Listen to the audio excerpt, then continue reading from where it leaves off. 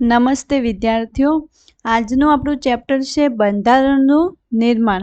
આપણે chapter 1 already યુટ્યુબમાં upload કરી દીધેલ છે.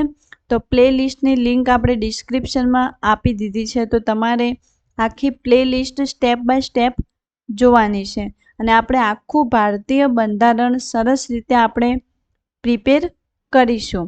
તો હવે આપણે જોઈએ કે બંધારણનું નિર્માણ. આપણે કોઈ પણ પોલિટી આપણે જેવી રીતના કે સબ્જેક્ટ અત્યારે ભણવા જઈ રહ્યા છીએ, તો સબ્જેક્ટ ભણો એના પહેલાં એનું થોડુંક હિસ્ટોરિકલ બેકગ્રાઉન્ડ જોઈ લેવું. એનું કઈ રીતે એનું પાસ્ટ એટલે કે ભૂતકાળમાં એને કઈ રીતે પ્રિપેર કરવામાં આવ્યું હતું, કોના દ્વારા કરવામાં આવ્યું હતું, કયા કયા ચેલેન્જો આપણે એ ટાઈમે ફેસ કર્યા હતા. જો એનો મોટો તમને ઓવરવ્યૂ હશે તો તમે પ્રેઝન્ટમાં એને ભારતીય બંધારણને સારી રીતે અન્ડરસ્ટેન્ડિંગ કરી શકશો. ઘણી વખત સ્ટુડન્ટના એક ક્વેશ્ચન આવે છે કે અમને એક્ઝામ હોલમાં યાદ નથી રહેતું, કે અમે આર્ટિકલ્સ હોય છે કે કોઈ પણ અધિનિયમ હોય છે તો અમે કન્ફ્યુઝ થઈ જઈએ છીએ. તો ભારતનું બંધારણ પોલિટી એક એવો સબ્જેક્ટ છે કે જે ગોખવાનું નથી. હા, કંઈક તમારું જે અમુક આર્ટિકલ્સ જે ઇમ્પોર્ટન્ટ છે કે અમુક તમે ગોખો એ વાત અલગ છે, પણ આખું બંધારણને તમારે સ્ટેપ બાય સ્ટેપ સમજવાનું છે. જો તમે બંધારણને એક વખત સારી રીતે ટાઈમ આપીને સમજી જશો તો તમે ગુજરાત ગવર્મેન્ટની કોઈ પણ એક્ઝામની પ્રિપેરેશન કરતા હોય તમને બંધારણના ક્વેશ્ચનમાં પ્રોબ્લેમ નહીં આવે. પ્રોબ્લેમ આવવાનું કારણ એ છે કે જ્યારે આપણે અમુક ટાઈમે કેવું કરીએ, મેરેથોન આપણે પોલિટીના જોઈ લઈએ, 10 કલાકનો વિડીયો જોઈ લીધો, 12 કલાકનો વિડીયો જોઈ લીધો અને એમાં એવું લખેલું હોય કે આખું પોલિટી કવર. તો તમે વિચારી શકો છો કે 10 કલાકમાં આખું પોલિટી કવર કરવું એ ઇમ્પોસિબલ છે. તો એમાં પછી ક્યાંક ને ક્યાંક કોમ્પ્રોમાઇઝ થયું હોય છે. અમુક ટોપિક ભણાવવામાં ના આવ્યા હોય, અમુક સ્કીપ કરવામાં આવ્યું હોય, ત્યારે વિડીયો 10 કલાકનો કે 12 કલાકનો બનતો હોય છે. એટલે આપણે શોર્ટકટ સાઈડ ઓછું ભાગવાનું છે. આપણે સ્માર્ટ વર્ક કરવાનું છે અને થોડોક ટાઈમ આપવાનો છે.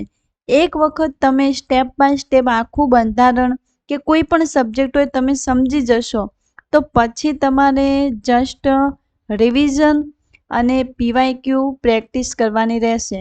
કોઈ પણ એક્ઝામનું તમે ફોર્મ ભર્યું હોય અને એમાં જીએસનો સિલેબસ આપવામાં આવ્યો હોય તો તમારે જસ્ટ પીવાયક્યુને રિવિઝન કરવાનું રહેશે. એટલે આપણે સ્માર્ટ વર્ક કરવાનું છે. હાર્ડ વર્ક બધા કરે છે, પણ આપણે સ્માર્ટ વર્ક કરીશું અને ટાઈમ આપશો. એક સબ્જેક્ટને આપણે ટાઈમ આપીને ભણીશું. હવે આજનું આપણું ચેપ્ટર છે કે બંધારણનું નિર્માણ, મેકિંગ ઓફ ધી કોન્સ્ટિટ્યુશન. હવે આપણું જ્યારે આપણે પોલિટી સ્ટાર્ટ કરીએ એના પહેલાં આપણે હમણાં ચેપ્ટર 1 જોયું, હિસ્ટોરિકલ બેકગ્રાઉન્ડ. એમાં આપણે ઓવરવ્યૂ લીધું હતું.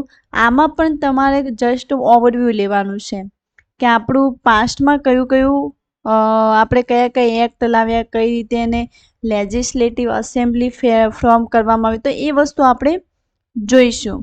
હવે આપણે જોઈશું કે બંધારણ સભાની માંગ, demand for a constitution assembly.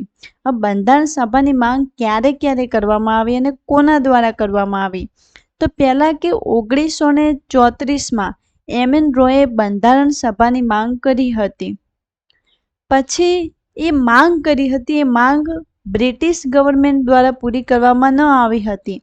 પછી 1935માં ઇન્ડિયન નેશનલ કોંગ્રેસ દ્વારા માંગ કરવામાં આવી, ઓફિશિયલી ડિમાન્ડ કરી કે આપણે બંધારણ સભા હોવી જોઈએ, કોન્સ્ટિટ્યુશનલ એસેમ્બલી.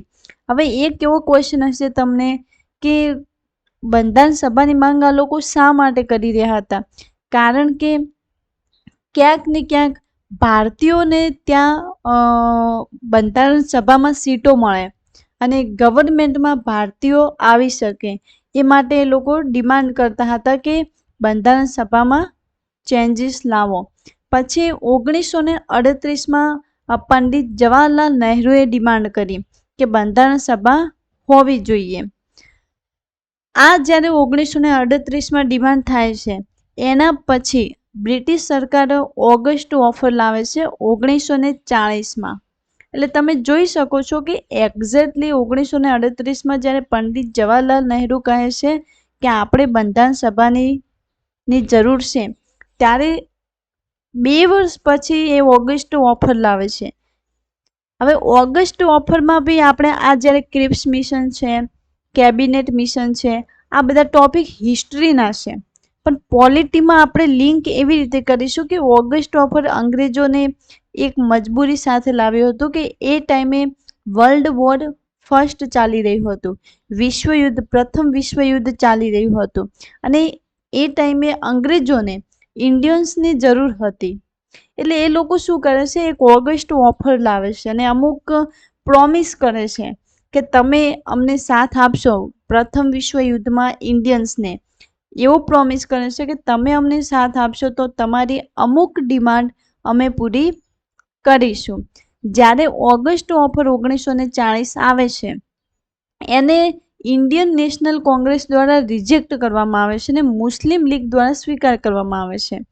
હવે આપણને એવું થાય કે શા માટે ઇન્ડિયન નેશનલ કોંગ્રેસે આ ઓગસ્ટ ઓફરને રિજેક્ટ કરી?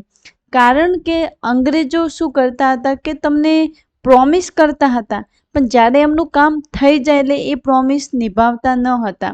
જેવી રીતે કે એમને પ્રથમ વિશ્વયુદ્ધમાં ઇન્ડિયન્સની જરૂર પડી હતી અને એ ટાઈમે એમને ઓગસ્ટ ઓફર લાવી હતી, પણ ઇન્ડિયન નેશનલ કોંગ્રેસને ખબર હતી કે આ રિયલમાં આનું અમલીકરણ થવાનું નથી, એટલે એમને રિજેક્ટ કર્યું હતું. પછી 1942માં ક્રિપ્સ મિશન આવે છે, એમને અમુક પ્રોમિસ કરે છે, અમુક ફ્રેમ બનાવે છે આખું, અને એને મુસ્લિમ લીગ દ્વારા રિજેક્ટ કરવામાં આવે છે. એટલે આપણે એવું કહી શકીએ કે કોઈ પણ વસ્તુ કે કોઈ પણ ચેન્જીસ આવે તો એનું રિજેક્ટ ને એક્સેપ્ટેડ થતું રહે છે. લાસ્ટમાં પછી કેબિનેટ મિશન આવે છે 1946માં, અને કેબિનેટ મિશને જે આપણને આપ્યું હોય છે કે અમે આ નિયમો આપણે બંધારણ સભાની માંગ જે તમે કરી છે એને પૂરી કરીશું અને તમારે ઇન્ડિયન્સને પોસ્ટો આપીશું, ઘણું બધું કેબિનેટ મિશનમાં હોય છે ને એ ઇન્ડિયન નેશનલ કોંગ્રેસ અને મુસ્લિમ લીગ દ્વારા સ્વીકારવામાં આવે છે. હવે તમારે આ ક્રમ યાદ રાખવાનો છે, અને એક બેનિફિટ આ લેક્ચરમાં એ થશે કે તમને હેન્ડ રિટન નોટ્સ આવી સરસ મજાનું બનાવીને જ આપવામાં આવ્યું છે, એટલે તમારો ટાઈમ બચશે. તમે કોઈ પણ એક્ઝામની તૈયારી કરી રહ્યા છો, તમારો બહુ ટાઈમ બચી જશે કે ઇમ્પોર્ટન્ટ ટોપિક લખીને વિથ નોટ્સ આપણને પ્રોવાઈડ કરવામાં આવશે. એટલે તમારે જસ્ટ લેક્ચર જોવાનું છે અને ટેલિગ્રામ જોઈન કરવાનું છે. ત્યાં આપણે બધી પીડીએફો જ્યારે વિડીયોઝ આવે છે એમ સ્ટેપ બાય સ્ટેપ આપણે અપલોડ કરતા છીએ.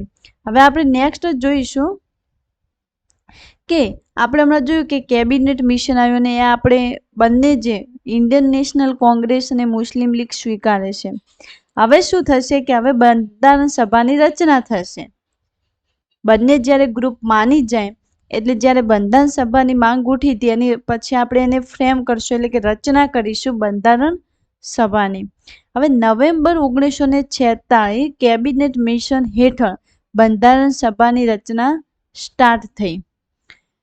કોન્સ્ટિટ્યુશનલ એસેમ્બલી એટલે કે બંધારણ સભામાં 389 બેઠકો કરવામાં આવી. એમાં 296 બેઠકો બ્રિટિશ ભારતની રહેશે અને 93 બેઠકો રજવાડાઓની રહેશે. આ નક્કી કરવામાં આવ્યું. હવે એ ટાઈમે રજવાડાઓના રાજાઓ રજવાડાઓ ચાલતા હતા, તો એમને અલગથી આટલી સીટો પ્રોવાઈડ કરવામાં આવી અને 296 સીટો ભારતના જે કે બ્રિટિશ ગવર્મેન્ટે પોતાની પાસે રાખી. હવે 296માંથી 292 બેઠકો 11 ગવર્નરના પ્રાંતોમાં હતી અને 4 બેઠકો ચીફ કમિશનરના પ્રાંતોમાં હતી. એનો મિનિંગ તમે એવું કહી શકો કે એમને પોતાના જે બ્રિટિશ ગવર્મેન્ટ હતી એને 296 સીટોને ડિવાઈડ કરી દીધી હતી. હવે આપણે 11 ગવર્નર પ્રાંતોનું જોઈએ તો મદ્રાસ છે, બોમ્બે, યુપી, બિહાર, મધ્ય પ્રાંત, ઓડિશા, પંજાબ, NWF એટલે નોર્થ વેસ્ટર્ન ફ્રોન્ટિયર, સિંધ, બંગાળ, આસામ એ રીતે ડિવાઈડ કર્યું હતું. 4 બેઠકો જે કહીએ કે ચીફ કમિશનરના પ્રાંતો હતા, દિલ્હી, અજમેર, મેરવાડા, ફુર, બ્રિટિશ, બલુચિસ્તાન એ બધું કહીએ એમ કરીને. કારણ કે પહેલાં કેવું હતું કે પાકિસ્તાન ને ઇન્ડિયા આખું જોઈન હતું, તો એ રીતના એમને સીટો બનાવી હતી. પછી શું કર્યું છે કે પ્રતિનિધિત્વ, કે એક બેઠકને કેટલા વસ્તીએ એક બેઠક એટલે એક સીટ પ્રોવાઈડ કરવામાં આવશે, તો 10 લાખ વસ્તીએ 10 લાખ વસ્તીએ એક સીટ. એવી ટોટલ કેટલી સીટો હતી? 389 સીટો. અને 296 બેઠકો બ્રિટિશ ભારત 3 સમુદાયો વચ્ચે વહેંચાઈ હતી. મુસ્લિમ, શીખ, સામાન્ય એટલે કે બધા વચ્ચે. બ્રિટિશ સરકારે 296 સીટો બધા વચ્ચે વેચી દીધી હતી. હવે નેક્સ્ટ આપણે જોઈશું કે પ્રતિનિધિઓની પસંદગી. પ્રતિનિધિઓની પસંદગી હવે બે પાર્ટમાં આપણે ડિવાઈડ થઈ ગયા. પહેલું કે બ્રિટિશ ગવર્મેન્ટની સીટો અને એક રજવાડાઓની સીટો. હવે રજવાડાઓને એમની સીટો 93 સીટો આપી દીધી કે તમારે હવે કઈ રીતે એનું મેનેજમેન્ટ કરવું, કઈ રીતે તમારે તમારા પ્રતિનિધિત્વ ચૂનવા એ તમારા ઉપર છે. અને 296 બેઠક બ્રિટિશ ગવર્મેન્ટ પોતાના પાસે રાખે છે કે અમે અમારા રીતે સિલેક્ટ કરીશું. અને પછી આપણે બંધારણ જે કોન્સ્ટિટ્યુશન એસેમ્બલીની ફ્રેમ કરીશું. હવે બ્રિટિશ ભારત જે પ્રાંતીય વિધાનસભામાં તે સમુદાયના સભ્યો દ્વારા મર્યાદિત મતાધિકાર લિમિટેડ ફ્રેન્ચાઇઝ પર ચૂંટાયેલા. એટલે કે જે 296 બેઠકો બ્રિટિશ સરકાર તરફથી હતી, તો એમને શું કર્યું કે લિમિટેડ ફ્રેન્ચાઇઝ દ્વારા વોટિંગ કરાવડાયું. હવે લિમિટેડ ફ્રેન્ચાઇઝનો મિનિંગ એવો થાય કે બધાને વોટિંગ કરવાનો રાઈટ ના મળે. અમુક જે કહીએ કે અમુક એજ્યુકેટેડ પર્સન છે, અમુક મોટા વેપારીઓ છે, તો એવા મોટા મોટા હોદ્દાઓવાળા છે, એમને આપવામાં આવ્યું કે તમે વોટ કરો. લિમિટેડ ફ્રેન્ચાઇઝમાં એવું નથી હોતું કે બધા જ વોટિંગ કરશે, ના. એમાં કેવું કે અમુક અંગ્રેજોને જે લાગતા હતા કે જે એજ્યુકેટેડ છે, એટલે કે અમુક % લોકોને રાઈટ આપવામાં આવ્યો હતો વોટિંગનો. પછી રજવાડાએ શું કર્યું કે રજવાડાઓ વડાઓ દ્વારા નામાંકિત, એટલે કે રજવાડાએ તો એવું કોઈ વોટિંગ કરાયું ના.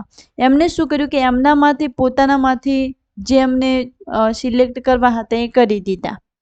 એટલે હવે આપણે એવું કહી શકીએ કે જે આપણે બંધારણ સભા બની છે એ અડધી ચૂંટાયેલી છે અને અડધી નામાંકિત છે.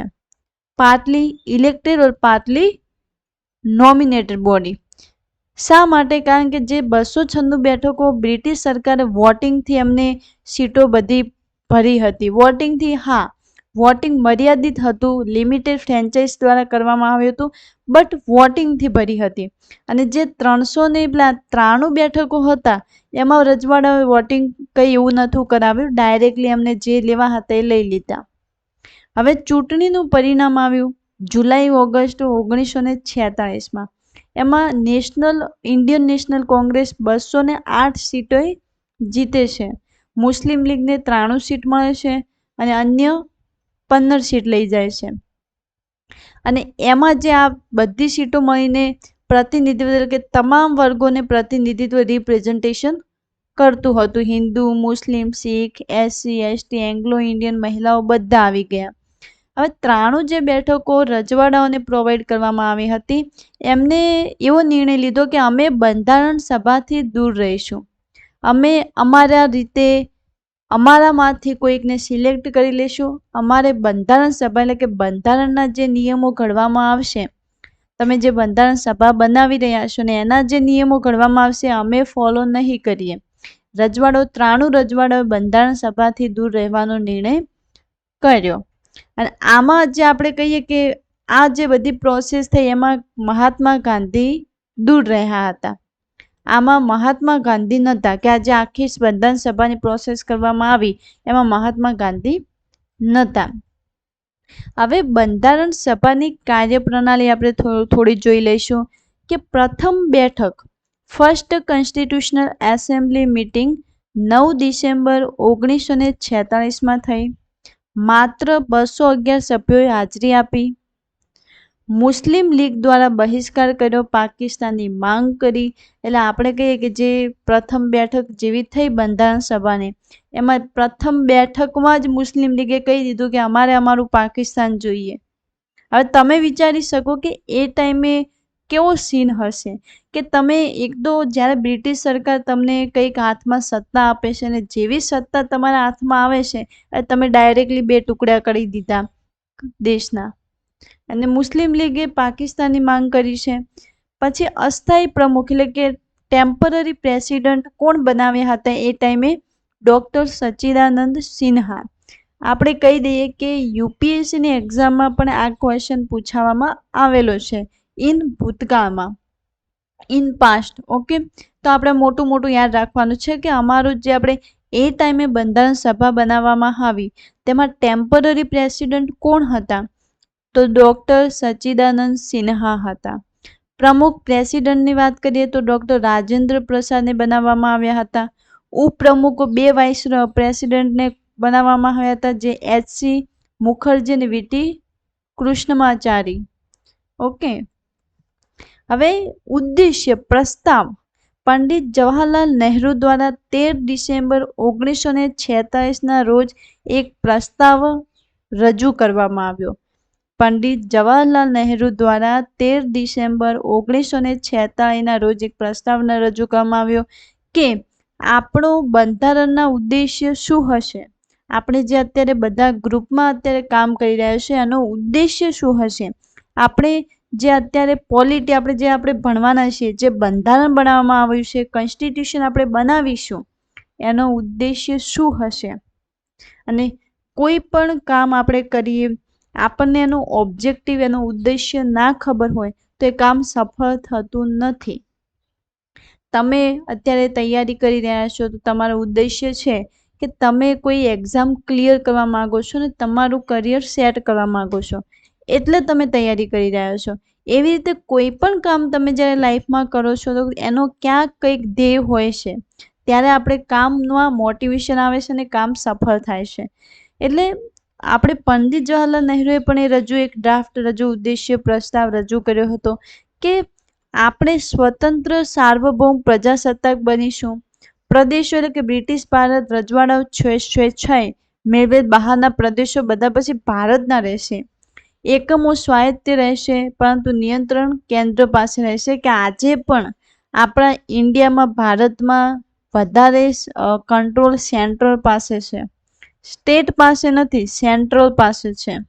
પછી સત્તા અને અધિકાર જનતામાંથી પ્રાપ્ત કરીશું કે જે બી આપણે ડેમોક્રેસી, આપણે લોકતંત્ર દેશ છે કે જે પણ પાવર મળશે આપણને નેતાઓને એ લોકો દ્વારા મળશે, જનતામાંથી પ્રાપ્ત કરીશું. બાંયધરી ન્યાય, સામાજિક આર્થિક રાજકીય સમાન તક મળશે બધાને. રક્ષાત્મક પગલાં લેવામાં આવશે, જે લઘુમતીઓ, પછાત અને આદિવાસીઓ વિસ્તાર જે છે એના માટે આપણે રક્ષાત્મક પગલાં લઈશું. જાળવણી, જમીન, સમુદ્ર અને હવા પર સાર્વભૌમ અધિકાર અને અખંડિતતા, આપણે કહીએ કે જમીન, સમુદ્ર, હવા એટલે કે પૂરેપૂરી રીતે ભારતમાં આપણા સાર્વભૌમ અધિકાર રહેશે. યોગદાનની વાત કરીએ તો વિશ્વ શાંતિ અને માનવજાતના કલ્યાણ માટે આપણે પ્રોત્સાહન આપીશું. આ જ્યારે રજૂ કરવામાં આવ્યું છે એટલે 22 જાન્યુઆરી 1947ના રોજ સર્વસંમતિથી આ સ્વીકારવામાં આવ્યું હતું. અને આનું કહીએ આપણે આમુખ, પ્રિએમ્બલ, આપણા ચેપ્ટર પણ ભણવાના છીએ. પ્રિએમ્બલ બહુ સરસ રીતે આપણે લઈશું. પણ આપણા જેવું આપણે ફર્સ્ટ ચેપ્ટરથી સ્ટાર્ટ કરીએ એના પહેલાં 2-3 લેક્ચર ઇમ્પોર્ટન્ટ છે કે જે તમને આખા બંધારણની વ્યૂહરચના આપશે. હવે આપણે જોઈશું કે સ્વતંત્રતા અધિનિયમ 1947 અને પછી રજવાડા જોડાયા. હવે આપણને બધાને ખબર છે કે કંઈક 552 જેવા રજવાડા આપણા સરદાર વલ્લભભાઈ પટેલે જોડ્યા હતા. એક ટાઈમ હતો કે રજવાડાઓ એક થઈ ગયા હતા અને ના પાડી હતી ભારતના બંધારણ સાથે જોડાવાની. પણ પછી સરદાર વલ્લભભાઈ પટેલ 1947માં એ બધા જ પ્રિન્સલી સ્ટેટ કહીએ એમને જોડે છે. પછી સંપૂર્ણ સાર્વભૌમ સંસ્થા બની. 2 કાયદો કરવાના હતા, એક બંધારણનું નિર્માણ કરવાનું હતું ને કાયદાઓનું નિર્માણ કરવાનું હતું. કે રજવાડાઓને જોડી લીધા, દેશ હવે આપણે બધો એક થઈ ગયો. હવે આપણે બંધારણ બનાવવાનું હતું, કાયદાઓ બનાવવાના હતા અને એના માટે કામ કરવાનું હતું. એટલે બંધારણ જે નિર્માણ હતું એના અધ્યક્ષ ડૉક્ટર રાજેન્દ્ર પ્રસાદ હતા અને કાયદાના નિર્માણના અધ્યક્ષ જીવી માવળંકર હતા. આ સભા મુક્ત ભારતની પ્રથમ સંસદ બની. Assembly became first parliament of free India. આ જે સભા હતી એ મુક્ત ભારતની પ્રથમ સંસદ બની કે આમાં કોઈ અંગ્રેજોનું ચાલશે નહીં, બધા જ ભારતીયો ડિસાઈડ કરતા હતા. 26 નવેમ્બર 1949 સુધી આ વસ્તુ ચાલ્યું. કેમ 26 નવેમ્બર 1949? કારણ કે આખું બંધારણ બનાવવાનું હતું, આખું બંધારણ લખવાનું હતું અને બહુ ટાઈમ ટેકિંગ હતું. ત્રીજી વાત કરીએ ત્રીજા ટોપિકની કે મુસ્લિમ લીગના સભ્યો પાછા ખેંચાયા. શા માટે? કારણ કે પછી એમને પાકિસ્તાન આખું આપી દેવામાં આવ્યું. આપણા કન્ટ્રીના બે ટુકડા થયા, એક પાકિસ્તાન ને એક આપણું ભારત રહ્યું. એટલે પાકિસ્તાનની જે પેલી મુસ્લિમ લીગની જે સીટો હતી એ ઓટોમેટિકલી ઘટી ગઈ. બંધારણ સભાની સંખ્યા ઘટી ગઈ. 389માંથી 292 થઈ ગઈ, કારણ કે એ લોકોને પછી પાકિસ્તાન આખું આપી દેવામાં આવ્યું હતું. અન્ય કયા કયા કાર્યો કરવામાં આવ્યા હતા કે કોમનવેલ્થમાં ભારતના સભ્યપદની બહાલી આપી, રાષ્ટ્રધ્વજ સ્વીકારવામાં આવ્યો 22 જુલાઈ 1947માં, રાષ્ટ્રગીત આપણે સ્વીકાર્યું 24 જાન્યુઆરી 1950માં, આપણું રાષ્ટ્રગીત જનગણ મન છે. આપણું રાષ્ટ્રીય ગાન વંદે માતરમ છે 24 જાન્યુઆરી 1950. ભારતના ફર્સ્ટ રાષ્ટ્રપતિ ડૉક્ટર રાજેન્દ્ર પ્રસાદની પસંદગી કરવામાં આવી. ભારતના ફર્સ્ટ રાષ્ટ્રપતિ તરીકે ડૉક્ટર રાજેન્દ્ર પ્રસાદની પસંદગી કરવામાં આવી. 11 સત્રો ચાલ્યા હતા. જ્યારે આપણે બંધારણ બનાવતા હતા એમાં 11 સત્રો એટલે 11 સેશન ચાલ્યા અને આખા બંધારણને બનાવતા 2 વર્ષ 11 મહિના અને 18 દિવસ લાગ્યા. એટલે કહીએ છીએ કે આખી દુનિયામાં સૌથી લેન્ધીએસ્ટ કોન્સ્ટિટ્યુશન હોય તો એ આપણા ઇન્ડિયાનું છે. આખી દુનિયામાં સૌથી લાંબુ બંધારણ હોય તો એ આપણા ઇન્ડિયાનું છે અને આપણને 2 વર્ષ 11 મહિના અને 18 દિવસ લાગ્યા હતા આખું કોન્સ્ટિટ્યુશન ફ્રેમ કરતા. ખર્ચ કેટલો થયો હતો? 64 લાખ. એ ટાઈમે 64 લાખ એટલે બહુ કહેવાય. અંતિમ સત્ર ફાઇનલ સેશન 24 જાન્યુઆરી 1950માં થયું. 26 જાન્યુઆરી 1950થી 1952 સુધી કામચલાઉ સંસદ તરીકે કાર્ય કર્યું. એટલે કે પછી પ્રથમ જ્યારે વોટિંગ ક્યારે ચાલુ કર્યા? 1951-52થી. એટલે ત્યાં સુધી કામચલાઉ સંસદ ચલવી. પછી બંધારણ સભાની સમિતિઓની વાત કરીશું આપણે. એક મિનિટ હો.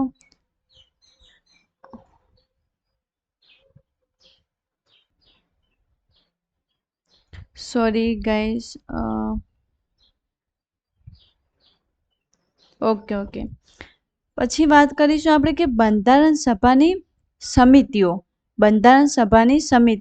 હવે કે બંધારણ નિર્માણના વિવિધ કાર્યોને પહોંચી વળવા માટે આપણે સમિતિઓ બનાવવામાં આવી હતી અને મુખ્ય 8 સમિતિઓ બનાવવામાં આવી હતી અને અન્ય જે હતી એ ગૌણ કહીએ આપણે. કારણ કે બંધારણ જ્યારે ફ્રેમ કરવું હોય તો ઘણા બધા કામ હતા, તો બધાને ડિવાઈડ કરી દેવામાં આવ્યા હતા કે આ કામ આ કરશે અને બધાને અધ્યક્ષ બનાવી દેવામાં આવ્યા હતા. હવે મુખ્ય સમિતિઓની વાત કરીએ તો પહેલું કેન્દ્રીય સત્તા સમિતિ, એ પંડિત જવાહરલાલ નહેરુ અધ્યક્ષ હતા. કેન્દ્રીય બંધારણ સમિતિ પંડિત જવાહરલાલ નહેરુ હતા. આમાં આપણે જે મુખ્ય 8 સમિતિઓ છે એનું મોટું યાદ રાખવાનું છે કે એનું કોણ એના અધ્યક્ષ હતા. પ્રાંતીય બંધારણ સમિતિની વાત કરીએ તો સરદાર પટેલ હતા અને આપણે જોયું કે 552 જેવા રજવાડાઓ એ લોકોએ સરદાર વલ્લભભાઈએ પટેલે જોડ્યા હતા. પછી સંચાલન સમિતિ ડૉક્ટર રાજેન્દ્ર પ્રસાદ. ખરડા સમિતિ ડ્રાફ્ટ જે કહીએ કમિટી એ ડૉક્ટર BR આંબેડકર. અને આપણને બધાને ખબર હોવી જોઈએ કે સૌથી ઇમ્પોર્ટન્ટ જે સમિતિ હતી ને ખરડા સમિતિ હતી. કારણ કે આખા બંધારણનું ડ્રાફ્ટ બનાવવું એ ઇઝી ટાસ્ક ન હતો ને એ પછી ડૉક્ટર BR આંબેડકરને આપવામાં આવ્યું હતું કામ. તો સૌથી મહત્વપૂર્ણ આપણે અહીંયા જોઈ શકીએ કે સૌથી મહત્વપૂર્ણ સમિતિ 29 ઓગસ્ટ 1947 નવા બંધારણના મુસદ્દો તૈયાર કરવાની જવાબદારી ડૉક્ટર BR આંબેડકરને સોંપવામાં આવી હતી. 7 સભ્યો જે ડૉક્ટર BR આંબેડકર એને અધ્યક્ષ બનાવવામાં આવ્યા હતા. ડૉક્ટર BR આંબેડકરને અધ્યક્ષ બનાવવામાં આવ્યા હતા. N માધવરાવ જે BL મિત્તરનું સ્થાન લીધું હતું. પણ નામ ખાલી જોઈ લઈએ કે કયા કયા હતા. TT કૃષ્ણાચારી, એન ગોપાલ સ્વામી અયંગર, ડૉક્ટર એમ મુનશી, સૈયદ મોહમ્મદ સાદુલ્લા, અલ્લાદી કૃષ્ણ સ્વામી અય્યર. પછી જોયું કે ફર્સ્ટ જે ડ્રાફ્ટ થયો એ ફેબ્રુઆરી 1948માં થયો. 8 મહિનાની ચર્ચા પ્રસ્તાવ રાખ્યા. સેકન્ડ ડ્રાફ્ટ તૈયાર કરવામાં આવ્યો 1948માં. ઓક્ટોબર 1948માં મુસદ્દો તૈયાર કરવામાં 6 મહિનાથી ઓછો સમય લીધો, એટલે કે took less than 6 month to prepare its draft. શા માટે? Because doctor બી.આર. આંબેડકરના પાસે ઓલરેડી બહુ સારી ડિગ્રી હતી, એક એજ્યુકેટેડ પર્સન હતા. એટલે એવા લોકો જ્યારે કંઈ પણ વસ્તુ પ્રિપેર કરતા હોય તો જલ્દી તો થાય, પણ આજે પણ કોન્સ્ટિટ્યુશન એટલું સચોટ રીતે પ્રિપેર કરવામાં આવ્યું છે કે કોન્સ્ટિટ્યુશનના પિતા તરીકે આપણે ડૉક્ટર બી.આર. આંબેડકરને ઓળખીએ છીએ. અને એ ટાઈમે જ્યારે બી.આર. આંબેડકરે કોન્સ્ટિટ્યુશન બનાવ્યું હતું ત્યારે એમને એવું કીધું હતું કે ગમે એટલું સારું કોન્સ્ટિટ્યુશન બનાવીએ, પણ જો એને ફોલો બરોબર કરવામાં ના આવે તો એનો કોઈ મિનિંગ રહેતો નથી. ઘણી વખત આપણે પણ આજે એઝ અ સ્ટુડન્ટ આપણે જોઈએ કે ઘણા બધા નિયમો છે, છતાં પણ આપણા દેશમાં ઘણા ક્રાઇમો પણ થાય છે.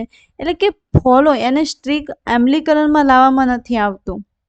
જો ફોલો કરવામાં આવે તો આપણું કોન્સ્ટિટ્યુશન બેસ્ટ છે, પણ જે રીતે આપણે એને કેવી રીતે એને આપણે અમલમાં લાવીએ એના ઉપર ડિપેન્ડ થાય છે. હવે બંધારણનો સ્વીકાર એટલે કે પ્રથમ વાંચન થયું અંતિમ મુસદ્દો સભામાં 4 નવેમ્બર 1948ના રોજ રજૂ કરવામાં આવ્યો.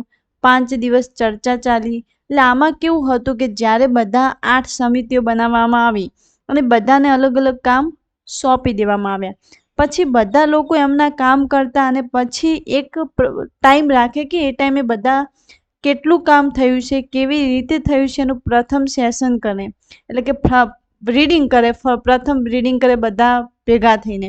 અને એમાં પછી ક્યાંક સુધારા વધારા કરવાના છે અને એમ થોડા દિવસ માટે ચર્ચા ચાલે. એટલે જે પ્રથમ વાંચન થયું એમાં 5 દિવસની ચર્ચા ચાલી. પછી એક થોડા ટાઈમ પછી બીજું વાંચન કરવામાં આવ્યું. કલમ મુજબ વિચારણા કરી 15 નવેમ્બર 1948. હવે આપણે જે 17 ઓક્ટોબર 1949 સુધી રહ્યું. ત્રીજું વાંચન થયું જે 14 નવેમ્બર 1949માં કરવામાં આવ્યું. એટલે પ્રથમ વાંચન, બીજું વાંચન અને ત્રીજું વાંચન જેટલું સુધારા કરવાના હતા બધું કરીને લાસ્ટમાં અંતે 26 નવેમ્બર 1949ના રોજ આ પસાર કરવામાં આવ્યું. શું? આપણું બંધારણ. અને હાજર સભ્યો કેટલા હતા? 299માંથી 284 સભ્યો હાજર હતા. બંધારણ અપનાવવામાં આવ્યું. આમુખ, પ્રિએમ્બલ 395 આર્ટિકલ્સ, 8 અનુસૂચિઓ એટલે કે શેડ્યુલ્સ સ્વીકારવામાં આવ્યા. અને બી.આર. આંબેડકરને ભારતીય બંધારણના પિતા તરીકે ઓળખીએ છીએ, ભારતીય બંધારણના મુખ્ય શિલ્પી, કારણ કે સૌથી ઇમ્પોર્ટન્ટ ખરડા સમિતિ હતી. આપણે નેક્સ્ટ જોઈશું કે બંધારણનો અમલ. આપણે આ સ્લાઇડ કેમ થોડી જોઈએ કે આપણે ઓવરવ્યૂ લઈ લઈએ છીએ, અને ઓવરવ્યૂ જ્યારે લઈ લઈએ એટલે પછીના જે ચેપ્ટર છે તમે સારી રીતે સમજી શકો. એટલે અત્યારે આમાં જેટલું યાદ રહે એટલું જ રાખવાનું છે, કોઈ બીજું પ્રેશર નથી લેવાનું. આપણે હજી ચેપ્ટર પ્રિએમ્બલ એટલે આમુખ શું છે, કયા કયા આર્ટિકલ ઇમ્પોર્ટન્ટ છે, બધા ચેપ્ટર સ્ટેપ બાય સ્ટેપ લેવાના છીએ. અત્યારે જસ્ટ આપણે પાસ્ટમાં પ્રેઝન્ટમાં કઈ રીતે લિંક કરી શકીએ એના ઉપર અત્યારે આપણે આપણું લેક્ચર ચાલી રહ્યું છે. હવે બંધારણના અમલની વાત કરીએ તો અમલ 2 તબક્કામાં અમલ કરવામાં આવ્યું હતું. પહેલું કે કેટલીક જોગવાઈનો અમલમાં આવી અને બાકીની જોગવાઈઓ પછી અમલમાં આવી, એટલે કે અમુક બાકીની જોગવાઈઓ અમલમાં પછી આવી. પહેલાં જે 26 નવેમ્બર 1949માં આવી, અમુક 26 જાન્યુઆરી 1950માં આવી, આમાં 26 નવેમ્બર 1949માં. અને જે બાકીની જોગવાઈઓ અમલમાં ક્યારે આવી? 26 જાન્યુઆરી 1950માં. અને આ દિવસને આપણે બધાને ખબર છે કે પ્રજાસત્તાક દિવસ તરીકે આપણે સેલિબ્રેટ કરીએ છીએ. હવે એક ક્વેશ્ચન કે શા માટે 26 જાન્યુઆરી સિલેક્ટ કરવામાં આવી? આ ડેટને એઝ અ પ્રજાસત્તાક દિવસ શા માટે આપણે નક્કી કરી? ઐતિહાસિક શું મહત્વ છે કે 26 જાન્યુઆરી 1930ના રોજ પૂર્ણ સ્વરાજ દિવસ મનાવવામાં આવ્યો હતો. જ્યારે આપણે આઝાદ ન થયા હતા, બ્રિટિશ ગવર્મેન્ટના કંટ્રોલમાં હતા, ત્યારે 26 જાન્યુઆરી 1930માં આપણે પૂર્ણ સ્વરાજ તરીકે દિવસ મનાવ્યો હતો. અને એ ટાઈમે આપણને પૂર્ણ સ્વરાજ ન મળ્યું હતું, પણ પછી આપણે જ્યારે 1947માં આઝાદ થયા, આપણું જે કહીએ 2 વર્ષ 11 મહિના અને 18 દિવસ આપણા બંધારણ બનાવતા વાર થઈ, અને પછી એ 26 જાન્યુઆરી ડેટ નક્કી કરવામાં આવી કે એને આપણે પ્રજાસત્તાક દિવસ તરીકે સેલિબ્રેટ કરીશું. હવે કોંગ્રેસ નિષ્ણાત સમિતિ, હવે જે કેબિનેટ મિશન હતું, કેબિનેટ મિશન દરખાસ્તો હેઠળ એમને એવું સજેસ્ટ કર્યું હતું કે તમે એક નિષ્ણાંત સમિતિ બનાવો. કારણ કે અંગ્રેજ જ્યારે બ્રિટિશ ગવર્મેન્ટ ચાલતી હતી, તો એનો એવો મિનિંગ નહોતો કે બધા જ બ્રિટિશરો ખરાબ હતા. અમુક જે બ્રિટિશર હતા એ ભારતનો સાથ પણ આપતા હતા. ઠીક છે. હવે એ લોકોનો અમુક અને જ્યારે બ્રિટિશરો ઇન્ડિયા છોડે છે, ત્યારે એ લોકો નક્કી કર્યું હતું કે ભારત ઘણા બધા ટુકડાઓમાં વેચાઈ જશે.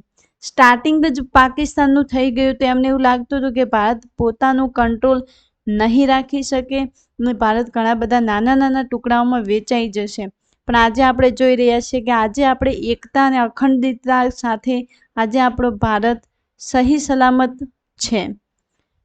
હવે કોંગ્રેસ નિષ્ણાત સમિતિની વાત કરીએ તો કેબિનેટ મિશનની દરખાસ્ત હેઠળ આપણે આ નિષ્ણાત સમિતિ બનાવી.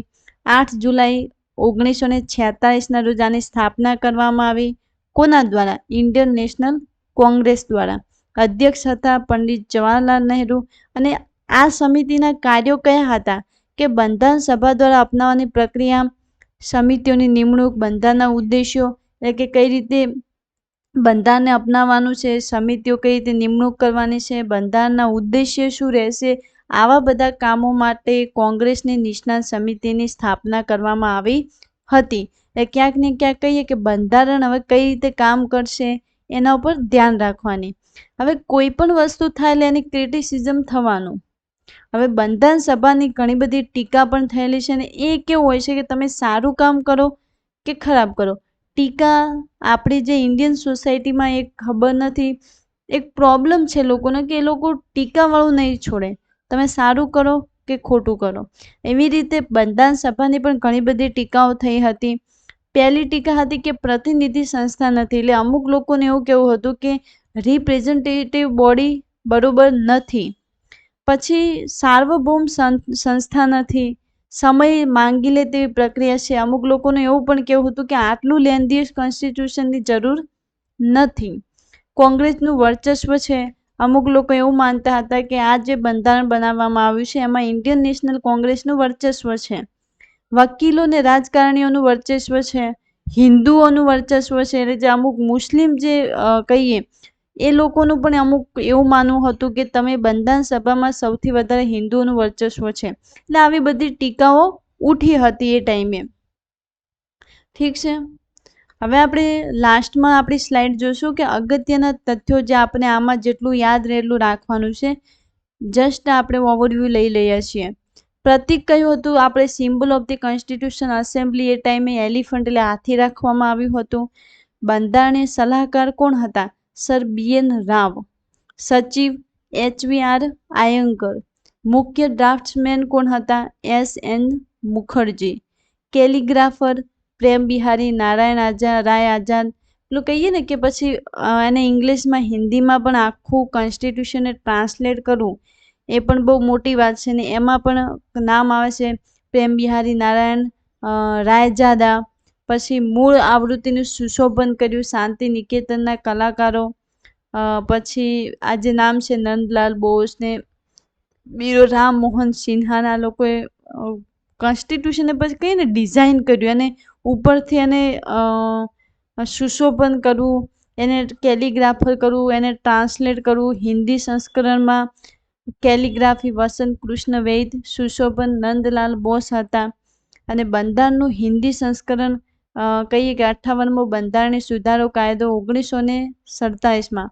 અનુચ્છેદો 394 ભાગ, આ બધું કહીએ કે આમાં તમારે એટલું યાદ રાખવાનું છે કે પછી હિન્દીમાં જે કોન્સ્ટિટ્યુશન આપણું ઇંગ્લિશમાં હતું એનું હિન્દીમાં ટ્રાન્સલેટ કર્યું, અને બંધારણને સુધાર બંનેનું સમાન અર્થ જાળવીને, એટલે કે સમાન અર્થ જાળવીને કોઈ પણ વસ્તુનું ટ્રાન્સલેટ કરવું એ ટાઈમે પણ એ બહુ ઇમ્પોર્ટન્ટ કામ હતું. આજે તો આપણે એઆઈના માધ્યમથી કરી શકીએ, પણ એ ટાઈમે એટલી ટેકનોલોજી નહોતી, અને એ ટાઈમે આખું કોન્સ્ટિટ્યુશન ઇંગ્લિશમાંથી હિન્દીમાં કરવામાં આવ્યું હતું.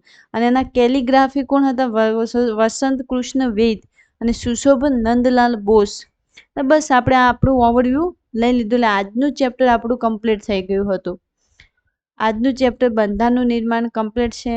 હવે નેક્સ્ટ ચેપ્ટર આપણું ટૂંક સમયમાં આવી જશે, એટલે મારી રિક્વેસ્ટ છે કે પ્લીઝ આ સિરીઝ કમ્પ્લીટ કરજો. કોઈ પણ નાની ચેનલ સ્ટાર્ટ થાય ને એટલે થોડીક ઓડિયો યા થોડી ક્વોલિટીમાં સ્ટાર્ટિંગમાં પ્રોબ્લેમ આવે. મે બી પ્રેક્ટિસ સમજાવવાની પ્રેક્ટિસમાં પણ હોય, પણ જે તમને કોન્ટેન્ટ મળશે ને વેલ્યુએબલ મળશે. તમે કોન્ટેન્ટ જોજો કે તમને આખા યુટ્યુબમાં કઈ ટાઈમે કોન્ટેન્ટ જે પ્રોવાઈડ કરવામાં આવે છે ને, ઘણી વખત લો ક્વોલિટીના વિડીયો આપણને બહુ સારું શીખવાડી જતા હોય છે.